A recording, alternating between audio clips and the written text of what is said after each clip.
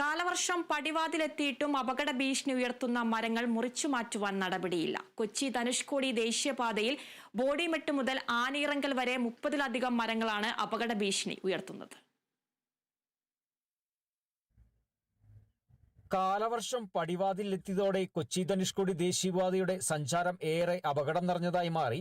ശക്തമായ കാറ്റിൽ ദേശീയപാതയിലേക്ക് മറിഞ്ഞു വീഴാൻ സാധ്യതയുള്ള നിരവധി മരങ്ങളാണ് പാതയോരത്തുള്ളത്. ഇതിൽ പകുതിയും ഉണങ്ങി ദ്രവിച്ച മരങ്ങളാണ്. ബോഡിമെട്ട് മുതൽ ആനയിറങ്കൽ വരെയുള്ള ദേശീയപാതയോരത്തും സ്വകാര്യ വ്യക്തികളുടെ കൃഷിയിടങ്ങളിലുമായി 30-ലധികം മരങ്ങളാണ് യാത്രയ്ക്ക് ഭീഷണി ഉയർത്തുന്നത്. ഒരുപാട് മരങ്ങൾ ഈ റോഡോരങ്ങളിൽ അപകട ഭീഷണി ഉയർത്തി നിൽക്കുന്നുണ്ട്.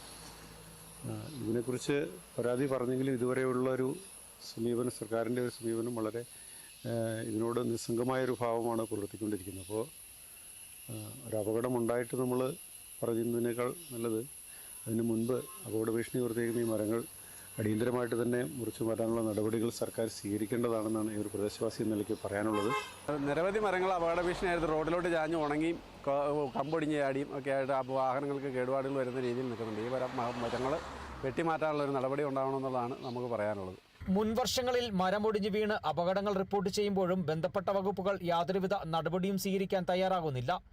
ദിനംപ്രതി ആയിരക്കണക്കിന് വിനോദസഞ്ചാരികളും പ്രദേശവാസികളും ആശ്രയിക്കുന്ന കൊച്ചി ധനുഷ്കോടി ദേശീയപാതയിൽ പൂപ്പാറ, മൂലത്തറ മുതൽ ആനയിറങ്കൽ വരെയുള്ള 2 കിലോമീറ്റർ ചുറ്റളവിലാണ് ഏറ്റവും കൂടുതൽ മരങ്ങൾ അപകട ഭീഷണിയായി നിൽക്കുന്നത്. ശക്തമായ കാറ്റിൽ ദേശീയപാതയിലേക്ക് മറിഞ്ഞു വീഴാവുന്ന സാഹചര്യമാണ് ഉള്ളത്.